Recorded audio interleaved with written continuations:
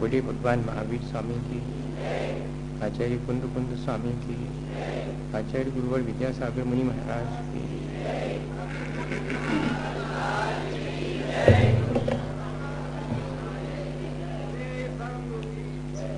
हम सभी लोग अपने जीवन को अच्छा बनाने की प्रक्रिया पर विचार कर रहे हैं।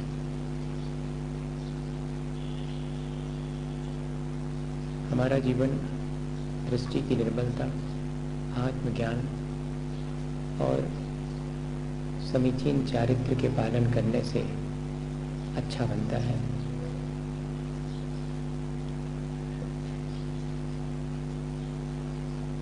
दृष्टि की निर्मलता और आत्मज्ञान दोनों पर हमने पिछले दिनों विचार किया है। अब हम हमारा चारित्र, हमारा आचरण कैसे समीचीन हो, यह समीचीन आचरण का क्या स्वरूप है, जैसा आचार्य भगवंतों ने कहा है, उस पर विचार कर रहे हैं। बाह्य और अंतरंग दो प्रकार का चारित्र अंगीकार करने योग्य है। बाह्य चारित्र 5 महाव्रत या 5 अणुव्रत रूप में पालन किया जाता है, और अंतरंग में आंशिक या पूर्ण रूप से जो वितरागता आती है वो अंतरंग चारित्र है। या कि ये कहें कि चारित्र, प्रवृत्ति और निवृत्ति, इन दोनों के संतुलन का नाम। अशुभ प्रवृत्ति को छोड़कर जब हम प्रवृत्ति को शुभ की तरफ ले जाते हैं और अशुभ से निवृत्त होते हैं, दोनों के बीच एक ऐसा संतुलन बनता है कि प्रवृत्ति भी निवृत्ति मूलक हो और निवृत्ति भी प्रवृत्ति से युक्त हो। तब ऐसे संतुलन का नाम ही चारित्र है। यदि हम समझें तो बाह्य में हिंसा आदि पापों का त्याग करना और अंतरंग में कषायों की मंदता का होना चाहिए। जितना जितना कषायों का अभाव होता है उतना उतना अंतरंग में चारित्र प्रकट होता है, और जितना जितना बाहर में हम पापों से निवृत्त होते हैं उतना चारित्र हमारे भीतर बढ़ता है। यथा यथा समायाति संवित्तौ तत्त्वमुत्तमम् तथा तथा न रोचन्ते विषया सुलभापि। यथा यथा न रोचन्ते विषया सुलभापि तथा तथा समायाति संवित्तौ तत्त्वमुत्तमम्। पूज्यपाद आचार्य महाराज के चरणों में बैठे तो वो हमारे जीवन में समीचीन चारित्र कैसे आवे, इस पर हम पर उपकार करके बताते हैं कि जैसे जैसे हमारे भीतर दृष्टि की निर्मलता और आत्मज्ञान बढ़ता है, वैसे वैसे विषयों से विरक्ति होती चली। ये जो विषयों से विरक्ति है वही चारित्र है। और जैसे जैसे विषयों से विरक्ति बढ़ती है वैसे वैसे अंतरंग में दृष्टि की निर्मलता और आत्मज्ञान निर्मल होना शुरू। ये दोनों एक साथ होने वाली चीजें हैं। किसी अपेक्षा से अगर देखें तो एक साथ ही होती है। उधर आचार्य कुंद कुंद स्वामी के चरणों में बैठे तो सम्यक्त्वाचरण चारित्र, संयमाचरण चारित्र और स्वरूपाचरण चारित्र, इन 3 प्रकार से हमारे जीवन में चारित्र के माध्यम से होने वाले आत्म विकास की चर्चा वे करते हैं। जैसे ही दृष्टि की निर्मलता प्राप्त होती और आत्मज्ञान होता है, वैसे ही अनर्गल प्रवृत्ति का त्याग हो जाता है। वो जो अनर्गल प्रवृत्ति छूट गई है उसी का नाम है सम्यक्त्वाचरण चारित्र।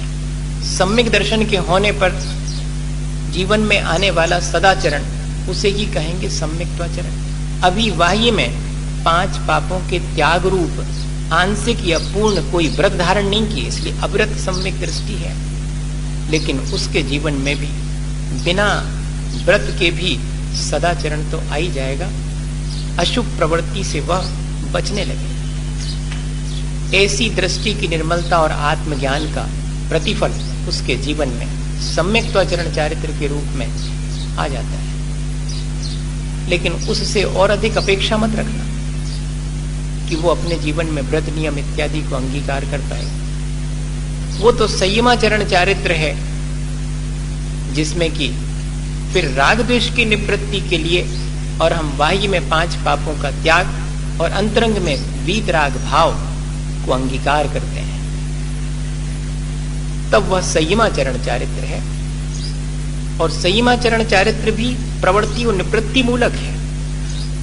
लेकिन जब हम बाह्य समस्त प्रवृत्ति से विश्राम ले लेते हैं और अपने स्वरूप में अवस्थित हो जाते हैं, समस्त मोहनी कर्म के अभाव में जो अवस्था बनती है, स्वरूपे आचरणम स्वरूपाचरणम, तब वो शुक्ल ध्यान की अवस्था में 11वें 12वें गुण स्थान में उपशांत कषाय और क्षीण कषाय, इन दोनों गुण स्थानों में वो स्वरूपाचरण चारित्र की दशा प्रकट हो। हमारा प्राप्तव्य वही है, लेकिन प्रारंभ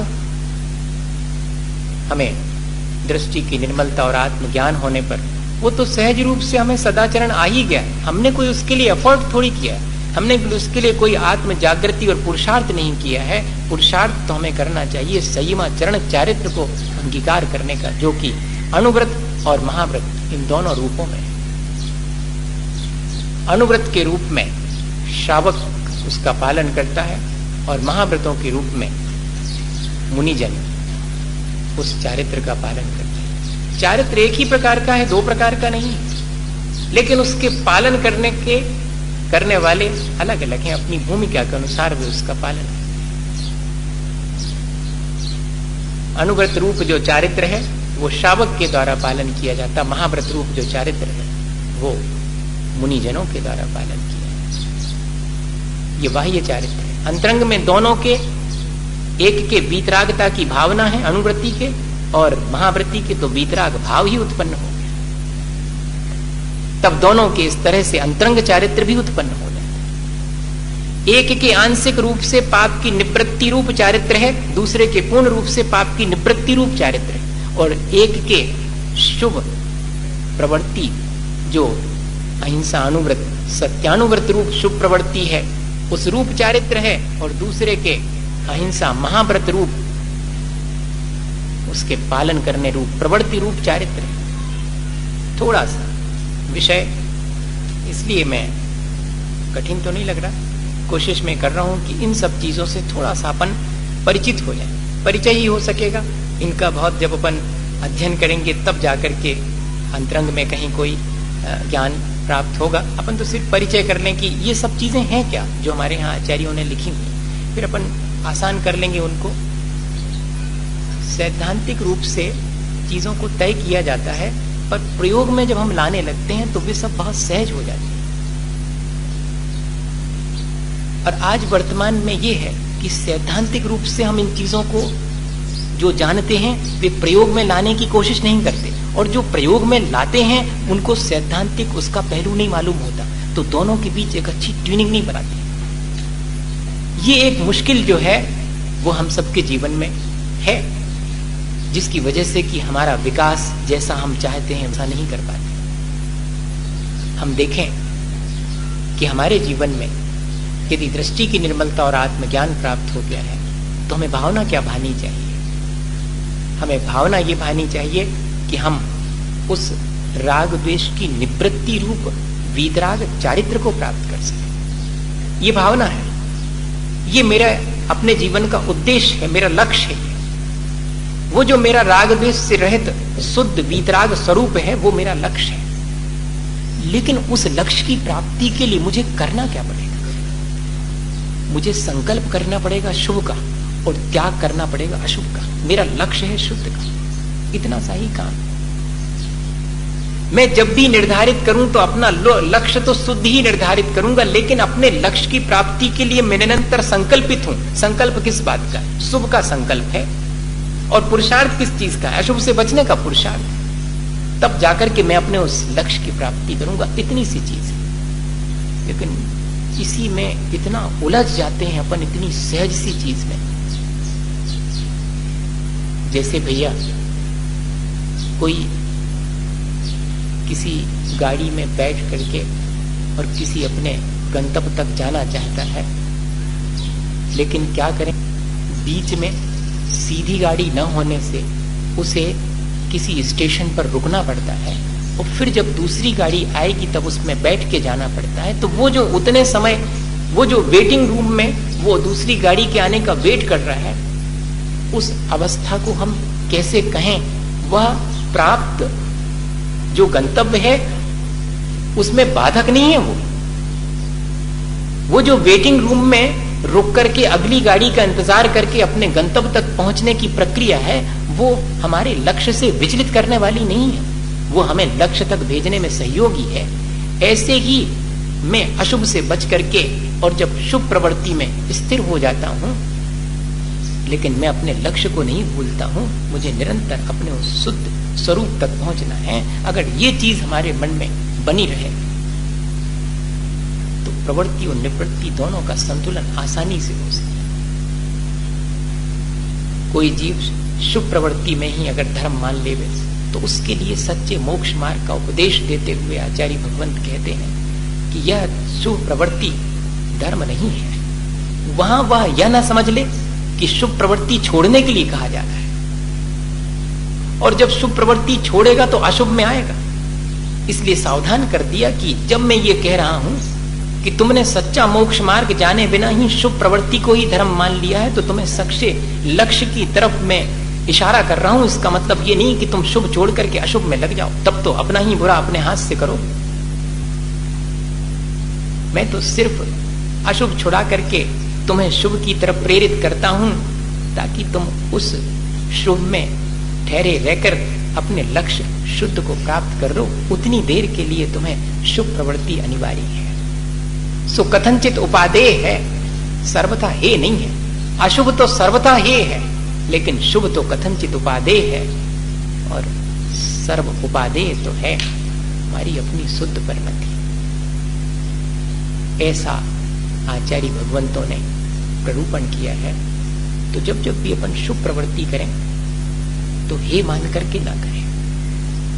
हाँ, ये सावधानी रखें। जब जब भी भली प्रवृत्ति करें तो ऐसा ना माने कि वो हे है। जब भी अशुभ प्रवृत्ति में मन जाने लगे तो समझना सर्वथा हे है, और शुभ प्रवृत्ति में लगे हो तो भूल ना जाएं कि यह ही धर्म नहीं है। धर्म तो मुझे शुद्ध की प्राप्ति में है। इतना ही ध्यान रखना। शुभ प्रवृत्ति करते समय शुभ प्रवृत्ति को हे न मानते हुए अपने उपादेय को स्मरण में रखें, उसमें ही धर्म न मान लें। ये प्ररूपण किया गया है। लेकिन इस प्ररूपण को अब अपना अपना इंटरप्रिटेशन है, देखिएगा। मुझे मेरे श्री गुरु ने जो समझा है मैं आपको वैसा इंटरप्रेट कर रहा हूँ। जिसने जैसा समझा होगा वैसे ही करेगा, क्योंकि शास्त्र जी तो बोलते नहीं है। शास्त्र जी तो अपन जिसका जितना क्षोभसम होगा उतना हासिल करके, और जिसके इंटरप्रिटेशन का जैसा ढंग होगा। आज जितने झगड़े हैं सब इंटरप्रिटेशन के हैं और कुछ नहीं। वस्तु स्वरूप के प्ररूपण में हमारी कमी की वजह से उलझन पैदा होती, बाकी वस्तु स्वरूप में कोई उलझन नहीं। वस्तु स्वरूप तो जैसा है वैसा ही है। इसलिए हमें बहुत सावधानी रखनी चाहिए कि उस वस्तु स्वरूप को हम समझें ठीक ठीक, ताकि हम अपना आत्म विकास कर सकें। उलझन जहां खड़ी होने लगे तो बड़ी विनय पूर्वक अपने आप को समझा लें कि इस समय चूंकि कोई बहुश्रुतवान नहीं है, मैं अत्यंत अल्पज्ञ हूं, मेरी समझ में पता नहीं ठीक आ रहा है कि नहीं, उलझूं क्यों? जितना मेरे से हो सकता है उतना करूं, और ध्यान रखूं कि मेरा गंतव्य क्या है, मेरा प्राप्तव्य क्या है। वो तो मेरी वीतरागता ही मेरा प्राप्तव्य। एक राग को छोड़ करके मैं दूसरे राग को कथनचित उपादेय मानूं, सो वह वीतरागता का विरोधी ना होवे। इतना ही ध्यान रखो। संसार के राग को छोड़कर मेरे भीतर जो धर्मानुराग उत्पन्न हुआ है, वो मुझे अपने वस्तु स्वरूप को, मेरे अपने आत्म धर्म तक प्राप्ति में कारण बने, तो ही वो ठीक है। वरना पहले संसार से राग था, अब जो है शुभ प्रवृत्ति में राग हो गया, अभी राग तो गया नहीं। ऐसा सूक्ष्म प्ररूपण सुन करके शुभ प्रवृत्ति छोड़ने देना। ऐसा प्ररूपण द्रव्यानि योग की कथनी है। करणानि योग से तो कहते कि अभी तो वो स्वरूपाचरण की स्थिति आई नहीं है, जहां पर की वास्तव में वीतरागता प्राप्त होती है। अभी तो तुमने धर्मानुराग को ही और सब कुछ मानकर उसी में बैठ गए हो। आगे बढ़ो, वो वीतराग भाव जब प्राप्त होगा तब पहले तो यही कहेंगे कि अहिंसा में ही धर्म है, फिर कहेंगे कि अरे अहिंसा में धर्म है तो हमसे तो हम अहिंसा का तो पालन कर ही रहे हैं, जीवों को नहीं मार रहे हैं। कहते भाई इतने से काम नहीं चलेगा, राग द्वेष और हिंसा, राग द्वेष करना ही हिंसा है, उसको छोड़ो। तो कहते राग द्वेष को छोड़ने के लिए क्या करें? कहते महाव्रती बनो, रत्नत्रय धारण करो। अब जो रत्नत्रय धारण कर लिया सो कहते अब तो हम हो गए। कहते हाँ अबे नहीं भाई, अबे तो उत्तम क्षमा आदि भाव धारण करो। कषाय के पूर्ण अभाव में प्राप्त होने वाली अवस्था है क्षमा भाव। और आगे बढ़ाते, आगे बढ़ाने की पद्धति है, सोपान क्रम है। और फिर कहते कि क्षमा आदि भावों में भी मत अटक के रह जाना, क्या करना? बद्धु स्वभाव होता, वो जो तुम्हारा स्वभाव है उसमें स्थिर होना, वास्तव में वहां तक पहुंचना है। शुरू कहां से किया था? अहिंसा धर्म है, दूसरे पे दया करना धर्म है। करना तो वहीं से शुरू करे पड़ेगा, तब जाकर के हम अपने लक्ष्य तक पहुंचेंगे। इतनी सी चीज है। इस बाह्य आचरण को अंगीकार करने वाले के लिए हमेशा ये ध्यान में बना रहे कि उसे अपने अंतरंग को जागृत करना है, अंतरंग में उस अपने वीतराग भाव को प्राप्त करना है। सोचा जाने कल्याणम, सोचा जाने पावगम, उभयम पिजाने सोचा जम श्रियम तम समाचार। भाई सुन करके ही पाप का मार्ग जाना जाता, सुन करके ही पुण्य का मार्ग जाना जाता है। बुद्धिमान वो है जो ठीक ठीक दोनों को सुन करके जिसमें कल्याण है उसे अंगीकार करता है। बस इतना ही है, सुनते सब है, लेकिन अब उसे अंगीकार मुझे करना पड़ेगा, बुद्धिपूर्वक अंगीकार करना पड़ेगा। ऑटोमेटिकली आ नहीं जाएगा मेरे अंदर। मेरे अंदर दृष्टि की निर्मलता आ सकती है, दृष्टि की निर्मलता आने पर आत्मज्ञान हो सकता है, लेकिन चारित्र अंगीकार करने के लिए मुझे पुरुषार्थ करना। राग द्वेष की निवृत्ति के लिए तो चरणम प्रतिपद्यते साथ मुझे आचरण श्री गुरु के चरणों में जाकर के ग्रहण करना पड़ेगा। अब आचरण ग्रहण करना पड़ेगा तो उसकी पद्धति क्या होनी चाहिए? आचरण दो प्रकार का है, वो भी समझ लिया, सब हो गया। लेकिन कोई चीज ग्रहण करने वाली हो तो उसकी पद्धति से ही ग्रहण करना, विधि पूर्वक ग्रहण करना। विधि के अभाव में बहुत मुश्किल होती है। बेई सब चीजें जिनसे हलवा बनता है, अगर ठीक विधि ने बने तो लेई बन जाएगी मीठी वाली चिपकाने की, इतना ही है। अगर विधि नहीं मालूम होगी, थोड़ा ही गड़बड़ हो गई तो लेई चिपकाने लायक बनेगी, खाने लायक हलवा नहीं बनेगा। उन्हीं चीजों से बनता सब, अकेली शक्कर भर है, फर्क को है, और बाकी सब चीज। तो विधि कैसी हो? तो कहते शास्त्रोक्त विधि से आचरण, बाह्य आचरण भी अंगीकार करो तो शास्त्रोक्त विधि से ग्रहण करना। शास्त्रोक्त विधि क्या है? कहते किसी भी गुरु के चरणों में जाकर के उनकी आज्ञा से अपने जीवन में व्रत नियम इत्यादि अंगीकार करना। ऐसा क्यों कहा? अपने आप ले लें व्रत नियम इत्यादि? कहते नहीं। जो उसके जानकार हैं, जो उस मार्ग पर चल रहे हैं, वे जानते हैं कि प्रैक्टिकली इनको कैसे किया जाता है, इसलिए उनसे सलाह जरूर ले लें। और उनके प्रति श्रद्धा, यानी मोक्ष मार्ग के प्रति श्रद्धा, वो तुम्हारी दृष्टि को निर्मल बनाने में कारण बनेगा। और वो जो उनके प्रयोग के माध्यम से आया हुआ ज्ञान है, वो तुम्हारी आत्मज्ञान को निर्मल करने में कारण बनेगा। और दृष्टि की निर्मलता और आत्मज्ञान से युक्त चारित्र ही हमारे जीवन को ऊंचा उठाने में कारण बनेगा।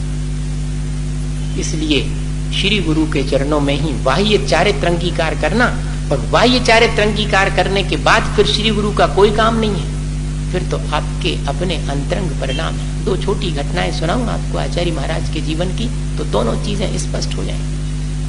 एक सन 1978 की है, जब मैं गृहस्थ जीवन में था, और दूसरी फिर मेरे अपने दीक्षा के तुरंत बाद की है, सन 82 की। और दोनों घटनाओं से मालूम पड़ेगा कि वास्तव में बाह्य चारित्र और अंतरंग चारित्र किस विधि से अंगीकार करना चाहिए।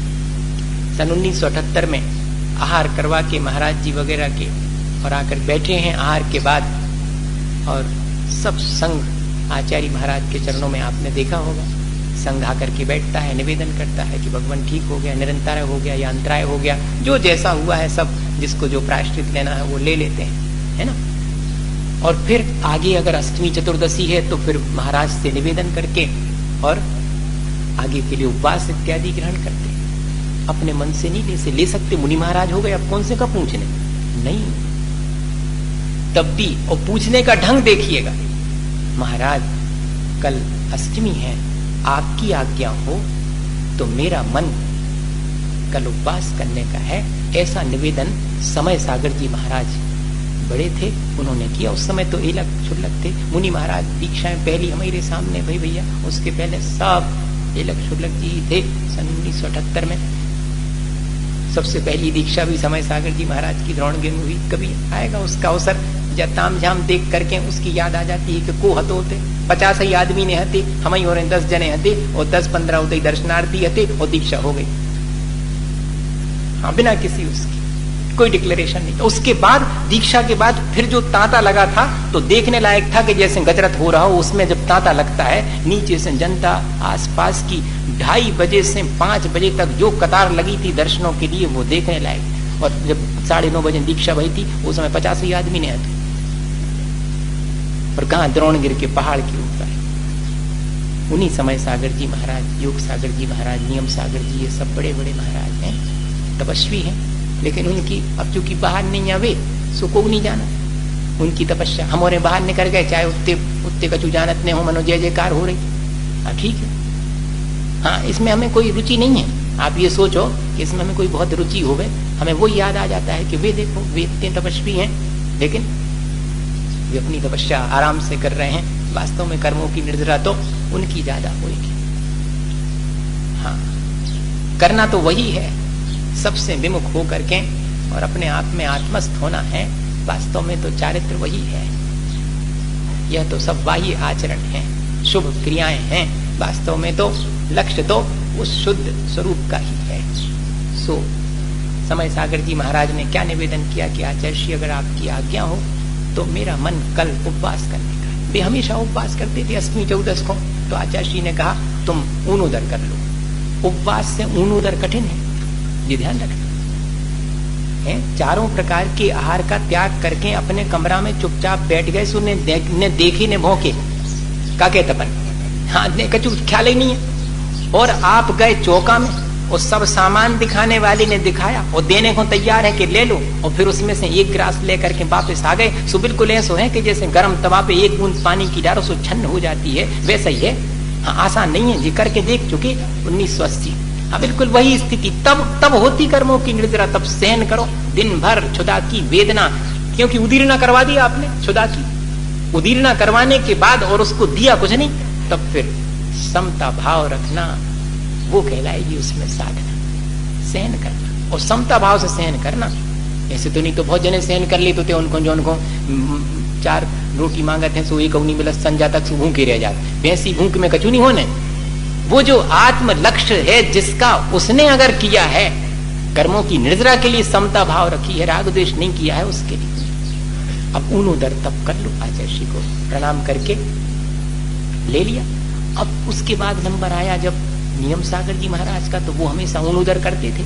अब उनने सोची कि अब महाराज उपवास तो वैसे ही नहीं दे रहे हैं, सोची तो थी कि उपवास मांग ले हैं, अपन तो ऊनुदर ही मांग लो। सो जैसे ही उनने कहा कि आचार्य महाराज आपकी आज्ञा हो तो ऊनुदर कर लो, कहते तुम उपवास कर लो। है इसका मायना क्या हुआ कि बाह्य व्रत नियम तप इत्यादि भी श्री गुरु की आज्ञा से धारण करना, ताकि विनय बनी रहे, अहंकार ना आवे कि मैं ऐसा तपस्वी हूं। नहीं, जैसी आज्ञा होगी वैसा करूंगा, जैसा आप कहेंगे। और महाराज तो सब प्रकार से निष्णात बनाना चाहते हैं। जिसको उपवास करने की साधना हो गई उसको ऊनुदर की करवाते, जिसको ऊनुदर की साधना है उसको उपवास की भी साधना कराते। तप तो सभी हैं। बाह्यम तपः परम तर, बाह्यम तपः परम तपस। अब देखिएगा उपसम से निकल गई बात अभ्यास में। बाह्यम तपः परम दुश्चरमाश्चरंस्तु आध्यात्मिकस्य तपसः परिव्रंगनार्थम। हे भगवान, आपने बाह्य तप भी अंगीकार किए तो अपने अंतरंग तपों के विकास के लिए। जितने भी बाह्य तप हैं, चाहे अनशन हो, ऊनुदर हो, वृत्ति परिसंख्यान, रस परित्याग, काय क्लेश, ये सब जितने भी बाह्य तप हैं वे सब भी उस अंतरंग तप के बढ़ाने के लिए हैं। इसलिए सब बराबर हैं। आचार्य जी कहते कि वृत्ति परिसंख्यान की उसको आवश्यकता नहीं जिसका रस परित्याग है, बड़ा वाला कर लिया आप। हाँ, कभी चर्चा करेंगे वृत्ति, जब तप की चर्चा करेंगे। नहीं तो लोग यही सोचते रहते कि हम भी तो एक नरियल लाए थे, वो बेबी तो एक कलश लाए थे, और जे भी लाए थे, काय में चले गए, चीन के गए का। तो तुम देखत रहो अपनो, हमें इससे कोई मतलब नहीं रहता। हाँ। जब वृत्ति परिसंख्यान मालूम पड़ेगा तब समझ में आ जाएगा कि हाँ, वृत्ति परिसंख्यान 4 प्रकार की वृत्ति होती है, वो कैसे लिया जाता है। गुरु की आज्ञा के बिना वृत्ति परिसंख्यान नहीं होता। हाँ। ये तप है, तप धारण रोज नहीं किया जाता, जब श्री गुरु की आज्ञा होगी तो ही तप धारण होगा। बाकी तो सहज रूप से जाएंगे और जहां निमित्त होगा वहां पर हो जाएगा। अब ऐसे बाह्य चारित्र को भी अंगीकार करने में श्री गुरु की कृपा चाहिए। सो ऐसा नहीं समझना कि उनकी कृपा से ही हो जाएगा। अब दूसरा उदाहरण, सन 1982 में दीक्षा हुई और नीचे नैनागर में दीक्षा हुई। वे तो होंगे जिन लोगों ने देखी है, यहाँ के तो थे वो, हम उनको याद कर लेते ऐसे मौके। हाँ, सब थे वो 3-4 लोग जिनका नाम नहीं लेता हूँ, नहीं तो विपत्ति आ जाए उन पर। हाँ, नहीं तो वे कहें कि महाराज अब तो महाराज की प्रशंसा, तो 100 ईर्ष्यालु पैदा हो जाए अपन। वैसे सब जाना था। हाँ। तो अब ऊपर जो है नीचे हॉल में दीक्षा हुई, नैनागिर का हॉल है उसमें हुई, और फिर पहाड़ पर ऊपर आए तो आचार्य श्री के चरणों में बैठ के बहुत गदगद है। सब सारे संघ में भी बहुत विशुद्धि बढ़ गई है सबकी। तो अब सब बैठ गए, आचार्य श्री कुछ कहें तो आचार्य श्री बोले, देखो बाहर से जितना किया जा सकता था, जो दिया जा सकता था महाव्रत, और वही वेश जो जिनेंद्र भगवान ने धारण किया है, वो वेश भी मैंने दे दिया, अपने समान तुम्हें बना दिया। अब लेकिन अपने अंतरंग के परिणाम संभालना तुम्हारा काम है, अब मैं कुछ नहीं कर सकता। अब देखो, बाह्य में चारित्र अंगीकार करने में तो श्री गुरु की कृपा है, लेकिन अंतरंग के भाव संभालना ये हमारा अपना आत्म पुरुषार्थ है। दोनों का ऐसा समन्वय, एक तरफ जो है श्रद्धा और आत्मज्ञान है, और दूसरी तरफ आत्म पुरुषार्थ भी है।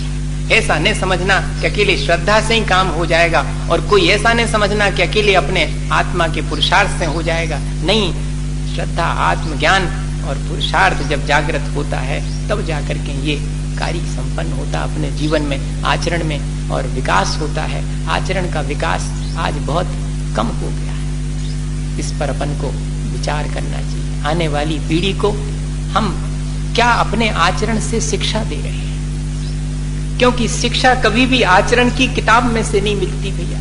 शिक्षा आचरण की उपदेश अकेले से नहीं मिलती है, शिक्षा तो आचरण की जीवन से मिलती है। तो हमारा पहला फर्ज अब यह है कि अपने आत्म विकास के साथ साथ ऐसी प्रक्रिया हम करें जिससे कि और किसी को भी वैसे आचरण पालन की और प्रेरणा मिलती रहे। हम ऐसा आचरण न करें जिससे कि दूसरे को और सदाचरण की भी प्रेरणा ना मिले। भले ही हम कितनी भी आचरण की बातें जानते हों, अकेले आचरण की बातें जानने से नहीं होगा काम, उस आचरण को अपने जीवन में प्रकट करना होगा, तब जाकर के वो अपना भी और दूसरे के भी विकास में कारण बनेगा। एक छोटा सा उदाहरण देता हूँ, और आज के लिए इतनी बात अपन रोज करेंगे, थोड़ी थोड़ी बात बचा ले हम थोड़ी सी ध्यान को। हाँ, नहीं तो फिर कहाँ से ले आएंगे। रोज करेंगे चर्चा, और ज्यादा नहीं खाना चाहिए, ज्यादा खाने में पचता नहीं है, तो थोड़ा थोड़ा खाओ। समय भी हो गया। एक छोटी सी घटना सुनाते कि एक युवक जो है पहुंचा बाबा जी के पास में कि बाबा जी, हम संसार में कैसे रहे जिससे कि हमारा और सबका उपकार हुए, अच्छा कल्याण हुए, अपना भी दूसरे का भी। तो उन्होंने कहा भाई देखो ऐसा है, ये तो हम बता देंगे, लेकिन अब तुम हमारे साथ रहो 2-3 दिन। कहती ठीक है आप जैसा कहो। तो वो रह गया उनके साथ। अब बाबा जी ने जो है उसको दूसरे दिन सवेरे काम सौंप दिया कि जाओ भाई, वो जो सामने पेड़ लगा है सो उसके वहां जाना, और जितना बने उपद्रव, उस पेड़ का उपद्रव उतना करना, मतलब उसको जितना बिगाड़ कर सको, जितना तहस नहस कर सको, जितने अपशब्द कह सको सब कहना। उसने कहा जी बड़ी अजीब बात है। अरे हम अच्छी कोई बात पूछने आए थे, बाबा जी कह रहे कि उस पेड़ के अब उन्हें का बिगाड़ो हम, अब उसको जाके वो तहस नहस करें, उसको गाली देवें, अपशब्द कहें। अब लेकिन बाबा जी हैं, इन औरों को ऐसा ही रहते का भरोसा का कह दे ऐसे। उसने सोचा चलो भाई कह रहे हैं, जब पूछ भी आया अपन इनसे तो अपने काम की बात तो अब पूछना है तो करो, इनके मन का करो। अब क्या वो तो पहले दिन जाकर के सवेरे से उसने लाते घूसा जो उससे बना उस पेड़ को मारा, तोड़ फोड़ करी, जो हो सका उसको, जितने उसको अच्छे अच्छे शब्द आते थे, हाँ, अच्छे अच्छे शब्द वो का कहें, अपन सब जानते हैं कि भी अच्छे अच्छे शब्द जब अपन गुस्से में होते तो दूसरे को सुनाते हैं, जो अपन इकट्ठे करके रखा तो वो सुनाए उसने जितने बने उससे। अब लेकिन उसका मन बहुत व्यथित हो गया। शाम को लौट के आया तो बाबा जी ने कहा, क्यों भाई हो गया? कहते हाँ, अब सो जाओ। उसने कहा ठीक है। सो गया, लेकिन रात को जब उसकी नींद खुली तो एक ही बात का दुख था कि देखो उसने तो हमारा कुछ नहीं किया, हमने व्यर्थ में जो है उसको तहस नहस किया, तकलीफ पहुंचाई, चोट करी, हमारा मन भी जो है विचलित हुआ, खराब हुआ, ये तो ठीक नहीं। सुबेरे उठा, अब शायद गुरुजी कोई उपाय बताएं, तो कहने लगे भाई आज जाओ तुम और कल जो तुमने किया है उसकी माफी मांगो।